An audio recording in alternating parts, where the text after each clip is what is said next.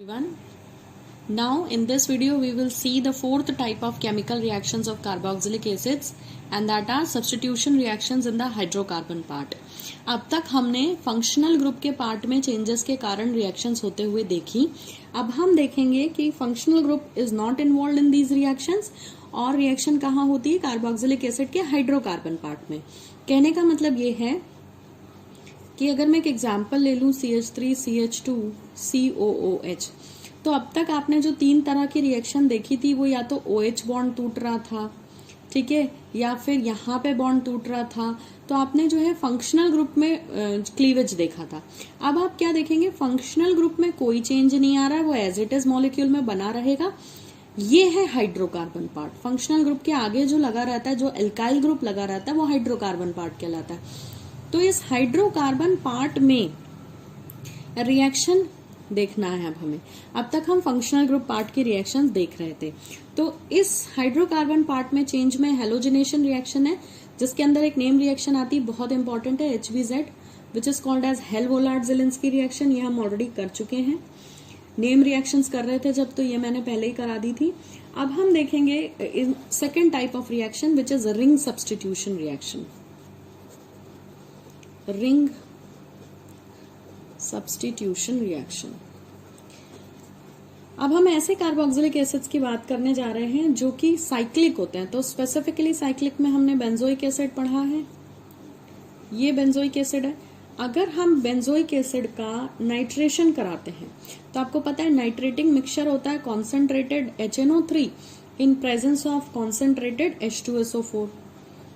तो ध्यान रखिए 12th क्लास के ऑर्गेनिक के सिलेबस में आपको दो कंपाउंड्स ऐसे दिए हैं जो मेटा डायरेक्टिंग है. दो फंक्शनल ग्रुप मेटा डायरेक्टिंग होते हैं. पहला आपने एल्डिहाइड पढ़ा था और दूसरा है कार्बोक्सिलिक एसिड. इसके पहले जितने थे आपने क्लोरोबेंजीन में नाइट्रेशन पढ़ा, फिनॉल का नाइट्रेशन पढ़ा, एनिजोल का नाइट्रेशन पढ़ा. तो क्लोरोबेंजीन में क्लोरीन, फिनॉल में OH और एनिजोल में OCH3 यानी मिथॉक्सी ग्रुप, ये सब ऑर्थो पैरा डायरेक्टिंग थे. ये इनमें जब आप नाइट्रेशन या ब्रोमिनेशन कराते हैं तो ये ऑर्थो पैरा प्रोडक्ट बनाते हैं. लेकिन अगर रिंग पर एल्डिहाइड या कार्बोक्सिलिक ग्रुप है तो वो जो है मेटा डायरेक्टिंग होता है, ठीक है, यानी प्रोडक्ट मेटा पर बनता है, मेटा पोजीशन पर बनता है.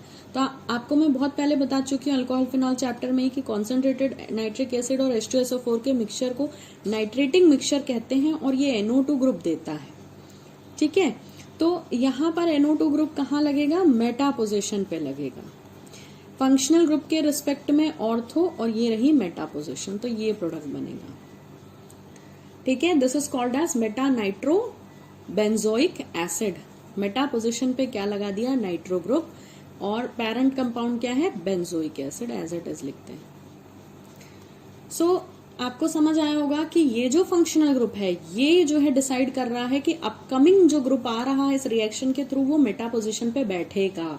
एक्चुअली यहाँ पर ऐसा क्यों हुआ है, क्योंकि एरोमेटिक कार्बोक्सिलिक एसिड्स जो होते हैं, एरोमेटिक कार्बोक्सिलिक एसिड्स, ये इलेक्ट्रोफिलिक सब्सटीट्यूशन रिएक्शन जब भी करते हैं तो इसमें जो कार्बोक्सिल ग्रुप होता है वो डीएक्टिवेटिंग का काम करता है और मेटा डायरेक्टिंग होता है वो, ठीक है. तो कुछ ग्रुप्स ऑर्थो पैरा डायरेक्टिंग होते हैं, मैं बता चुकी अभी थोड़ी देर पहले ऑर्थो पैरा डायरेक्टिंग हमारे सिलेबस में कौन से थे. और मेटा डायरेक्टिंग में दो याद कर ले, एल्डिहाइड अगर लगा है रिंग पर या एल्डिहाइड लगा या कार्बोक्सिलिक एसिड लगा है तो मेटा प्रोडक्ट बना देना है. ऐसी ही एक अगली रिएक्शन है इसी सीक्वेंस में, ब्रोमिनेशन. यहाँ रिएक्शंस के नाम नहीं लिखे बट एक्चुअली वही हो रहा है जो हम बोल रहे हैं. सो ब्रोमीन की प्रेजेंस में या फिर FeBr3 की प्रेजेंस में ये रिएक्शन होगी और यहाँ पर जो है फिर से मेटा ब्रोमो कंपाउंड बनेगा, क्योंकि COH ग्रुप को फिर से बता दिया कि ये मेटा डायरेक्टिंग है. तो ब्रोमीन कहाँ लगेगा, यहाँ. तो ये ऑर्थो पैरा डायरेक्टिंग नहीं है इसलिए आपको ऑर्थो पैरा प्रोडक्ट नहीं मिल रहा. तो ब्रोमिनेशन रिएक्शन में आपको क्या प्रोडक्ट मिल रहा है, मेटा ब्रोमो. क्यों, क्योंकि मेटा पोजीशन पे ब्रोमो ग्रुप जुड़ा है. So meta bromo, parent compound is benzoic acid. आगे बात सबको समझ में. सो एक्चुअली कार्बोक्सिलिक ग्रुप जो है वो रिंग में मेटा डायरेक्टिंग का काम करता है. इट्स अ डीएक्टिवेटिंग ग्रुप और मेटा पोजीशन पे इलेक्ट्रॉन डेंसिटी बढ़ाता है, इसलिए इसमें मेटा प्रोडक्ट बनता है. अब आपको यहाँ पर एक बहुत इंपॉर्टेंट क्वेश्चन है, जब मैं इंट्रोडक्टरी वीडियो बनाया था मैंने केमिकल रिएक्शंस का वहीं बता दिया था, बट मैं यहाँ फिर से रिपीट कर देती हूँ क्योंकि ये एक बहुत इंपॉर्टेंट क्वेश्चन है जो यहाँ से एग्जाम में आता है। And the question is carboxylic acids. आपको दिख रहा है कि इन्होंने जो है इलेक्ट्रोफिलिक सब्स्टिट्यूशन रिएक्शन दिया है, लेकिन still carboxylic acids do not undergo Friedel-craft reaction. आपने सबकी फ्रिडल-क्राफ्ट रिएक्शन पढ़ी है, पूरे सिलेबस में पढ़ते चले आ रहे हैं। हर चैप्टर में फ्रिडल-क्राफ्ट रिएक्शन थी। पहले चैप्टर में क्लोरोबेंजीन की थी, दूसरे चैप्टर में एनिजोल की थी, तीसरे चैप्टर में आपने बेंजीन का एसाइलेशन करा के कीटोन बना लिया था, ठीक है। लेकिन इस चैप्टर में फ्रिडल-क्राफ्ट रिएक्शन नहीं है। क्यों नहीं है यहाँ पे फ्रिडल-क्राफ्ट रिएक्शन? ये क्वेश्चन आता है कि भाई फ्रिडल-क्राफ्ट रिएक्शन कार्बोक्सिलिक एसिड्स क्यों नहीं देते। तो मैंने इसका आंसर आपको पहले भी बताया था, बट यहाँ फिर से नोट कर लें। Because the answer is because the carboxylic group is deactivating. जो आपका कार्बोक्सिलिक ग्रुप है that is deactivating and the catalyst. Actually क्या होता है फ्रिडल-क्राफ्ट रिएक्शन में aluminium chloride AlCl3 anhydrous AlCl3 use होता है, जो कि काम करता है एज अ लुईस एसिड। तो COH के डीएक्टिवेटिंग होने के कारण ये जो कैटलिस्ट है एल्यूमिनियम क्लोराइड, जो लुईस एसिड की तरह काम करता है, it gets bonded to carboxyl group. ये कार्बोक्सिल ग्रुप से बॉन्ड बना लेता है, जिसके कारण रिएक्शन आगे नहीं बढ़ पाती, ठीक है। तो इसीलिए क्या होता है कि कार्बोक्सिलिक एसिड्स फ्रिडल-क्राफ्ट रिएक्शन नहीं देते।